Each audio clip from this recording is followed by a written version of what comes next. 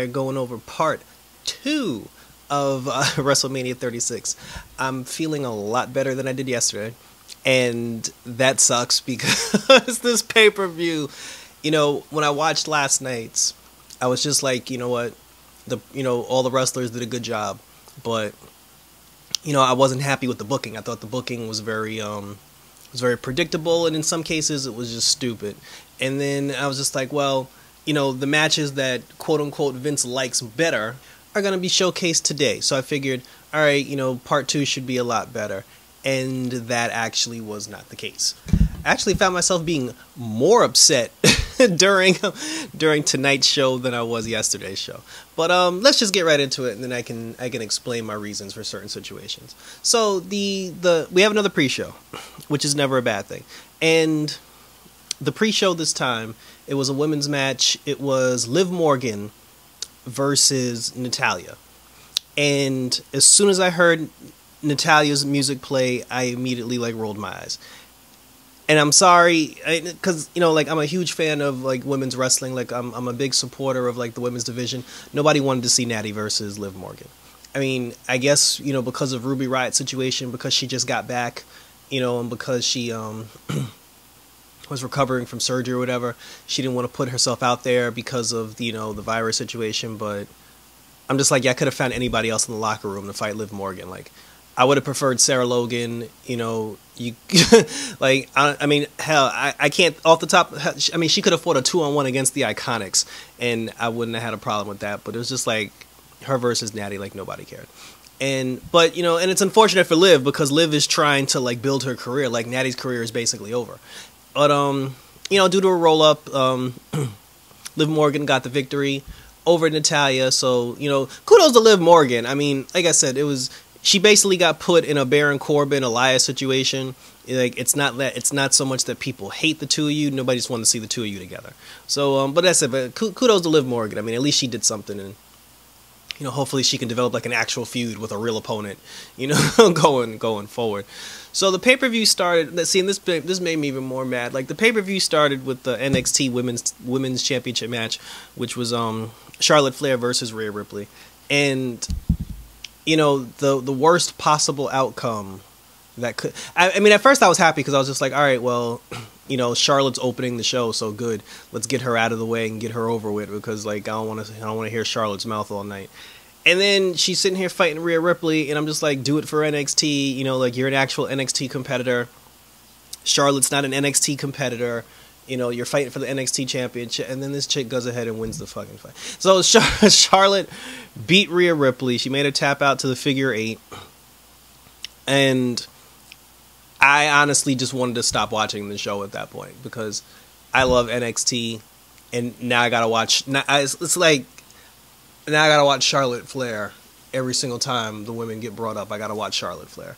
Now I gotta watch Charlotte Flair bury the women's division for the next 4, 5, 6, 7 months, and I'm honestly just really not happy about it. If there's any justice out there, this Wednesday's episode of NXT, Charlotte will get in the ring.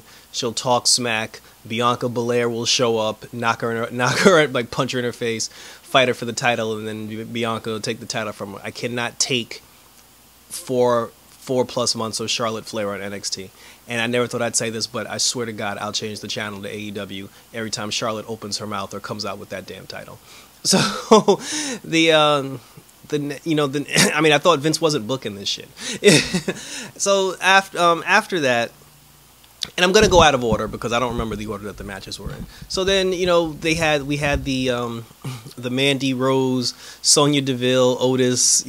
I feel bad for Tucker, because out of every single person involved in this feud, the one person who's gonna get the shit end of the stick is gonna be Tucker. I mean, Dolph Ziggler, he's Dolph Ziggler, he'll be fine. Otis is the person. Otis is the one who gets the shine in this whole entire situation. Sonya Deville, she'll be fine. She'll just stay heel, and then she'll just go back to the SmackDown Women's division, which is a good thing. But I'm just like, poor Tucker, poor Tucker. I shitted on Tucker, and it's we all knew how this match was gonna end. Sonya was actually in Dolph's corner, which was pretty funny. Tucker couldn't be there because he got slammed on the steps on the previous SmackDown. And then obviously there's a moment during the match, Otis got hit in the nuts or whatever, he's down for the count. He's getting bullied in double team. Mandy Rose shows up. She actually I didn't think she'd hit Sonya. So I will say that was a surprise. Like, Mandy Rose actually, she slapped Sonya. And as soon as she slapped her, I was like, well, there goes Fire and Desire. And then she, when the referee wasn't looking, she slid into the ring, hit Dolph in the nuts, and then Otis did the caterpillar roll thing, and then he got the pin. He kissed Mandy, like nobody cares. And it's like, bro, like, you're in a tag team. Like, where's Robert Roode? And then Otis and Mandy walk away. So at least there's one feud that's officially over now. And yeah, and so's Fire and Desire. No more Fire and Desire. So I guess Sonya and Mandy will be having solo careers going forward. The one match I was actually looking forward to was Bobby Lashley versus Aleister Black, and then Aleister Black won the match, and I honestly just want to turn the whole TV off and just go back to bed. It was so stupid. Like, they had it where, like, Bobby Lashley was killing this dude. Like, Bobby Lashley was like destroying this dude, and then he was gonna hit him with his finisher, not the Dominator, but the one where he picks him up and then like drops him straight down.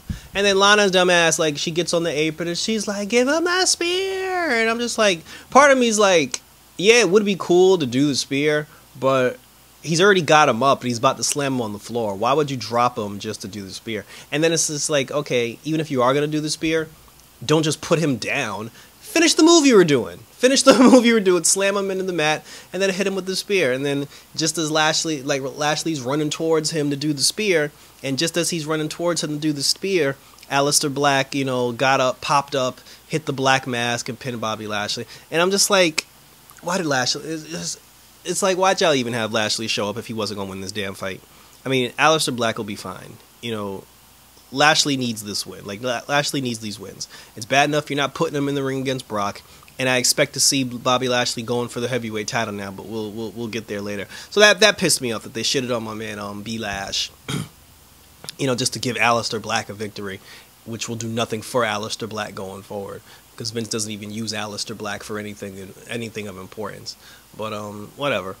So yeah, so that was I mentally, I had pretty much checked out at that point, because I was just like, okay, I don't really care about anything else. But then, then the Street Profits showed up, and I forgot about the Street Profits. They had a tag team match against, the worst made-up tag team of all time. I don't remember the dude's name, Mike Awesome or some shit from some dude from NXT whose name I can't remember. Him and Angel Garza, because I think, well, he didn't get sick. Andrade didn't get sick. He actually hurt himself. He legit has an injury, and I'm just like, if Andrade has an injury, which is preventing him from wrestling. First of all, he never should have wrestled for the tag team titles anyway, because him and Garza did nothing to even earn that. But if he wasn't going to be involved in the tag match, why don't you just strip him of the United States Championship and do a triple threat match for the United States title between Cedric Alexander, Ricochet, and Samoa Joe? I don't understand why the U.S. title is allowed to miss WrestleMania because Andrade hurt himself. Strip that fool. Zelina Vega will be fine. As you can see, she'll just pick up new clients. So, but it was a good match. The Street Profits. It was short. It was actually very short. They had Dawkins pinned, and then Montez came off the top rope with the frog splash. Dawkins rolled Garza over to get the pin. They got the 1, 2, 3, and then the Street Profits won the fight. And much like Shayna Baszler should have did versus Becky Lynch, Garza and the other dude, they weren't taking that line down, and they started beating up the Street Profits. And then, surprise, surprise, Bianca Belair showed up. Bianca Belair, who wasn't involved in the women's six-pack last chance challenge, because they're doing this ladder match for the women in NXT to determine who's the new number one contender. And Bianca Belair wasn't even involved. She's not involved in the ladder match. She wasn't in any of the qualifying matches, and I thought that was weird. I was like, why is this girl not involved in anything that has to do with the NXT women's title? But then, you see why, because she popped up at WrestleMania to help her husband and his boy out. So I don't know if this means that Bianca, and she caught Zelina Vega with a good KOD too, but I don't know if this means Bianca is officially on Raw now. God, I hope not, because of what Vince is doing to everybody. Vince is ruining it, and unless you're a goofball with a goofy gimmick and do goofy shit, Vince doesn't care about real people that are coming out of NXT. He only cares about people that do like the goofy shit. And as much as I love the Street Profits, that's why the Street Profits haven't gotten buried since getting the call up, because you know the whole thing with the mixing it up and the red cup and jumping in the crowd, like Vince likes shit like that. But you know, guys like the Viking Raiders, who are actually like a serious tag team, you know, where were they at tonight? You know, but like I said, but, you know, I love the Street Profits. I mean, some black person had to get a W tonight, so you know, kudos to the Street Profits. And like I said, I hope this, if Bianca ends up being on Raw, fine, so be it. But I mean, because I'd love to see Bianca versus Becky Lynch, but I just don't want Bianca to show up because I just know Vince is gonna end up ruining her character. But I said good win by the Street Profits. After that, we then got the last man standing match between Edge and Orton, which went on forever. And when I say forever, it went on forever. Towards the end of the match, it ended up, you know, because obviously it was last man standing, so it spilled out all over the building. Towards the end, both of them were on top of the NXT production trucks, which is pretty funny. You know, Randy hit an RKO, Edge hit a spear. And then, you know, Orton had brought chairs up there. Edge put him in a sleeper hole. And then when Orton fell asleep, he conveniently passed out on top of one of the chairs. Edge grabbed the other, hit him with a concerto. The referee did the 10 count for the last man standing. Orton obviously didn't get up. And old man cabin Edge wins the last man standing match. And like I said, it was good. The match was good. It just took too long because like that shit shouldn't have been that damn long. So then after that was the second match I was looking forward to until I watched it. The SmackDown Women's title match, and it was an elimination match. And just like, you know, WWE, every single time there's an elimination match that involves black or brown people, the black and brown people are always the first ones eliminated in every single match. First it was Tamina, then it was Naomi, then it was Sasha Banks. And I'm just like, I just got rid of all the brown girls in the beginning. So it comes down to Bayley and Lacey Evans, and then that's when I got up and I was just like, all right, I need to sweep the floor or something. Because I didn't care. But the thing is, if it would have came down to Naomi or Bayley, if it would have came down to Sasha or Bayley, at least I would have felt like, hey, gee, maybe there's a chance that Bayley will lose this. But when it comes down to Lacey Evans and Bayley, it's just like, okay, Bayley's obviously going to retain this title. And there was even a moment where Lacey had caught Sasha Banks with the women's right. She went for the pin. Bayley had a chance to kick Sasha out of the pin, and she didn't do it. She let Sasha get pinned. So when it came down to, so then like later on, when it came down to Bayley versus Lacey, Sasha had came back in the ring because, you know, it's no disqualification. She came back in the ring, you know, hit Lacey with the backstabber. Bayley was able to get the pin, and you know, Bayley and Sasha celebrated because Bayley's still the SmackDown Women's Champion. But they slowly started to plant the seeds of the two of them potentially breaking up. You know, Bayley was like yelling at everybody when she had the belt. She was telling them like, I'm the greatest, I'm the best in the world, and this, that, and the third. She was yelling at JBL and Michael Cole, which was kind of funny. But yeah, Bayley's still the champion, and I don't know why, because I don't like Bayley as champion.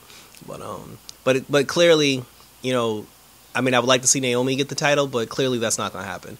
Clearly, they're building towards Sasha versus Bayley for this championship, which means, and I have no, because I love Sasha Banks. I love Sasha Banks. So if the end result of this whole situation is that Sasha gets the title, fine. The problem is I got to keep watching Bayley with the damn belt until that happens.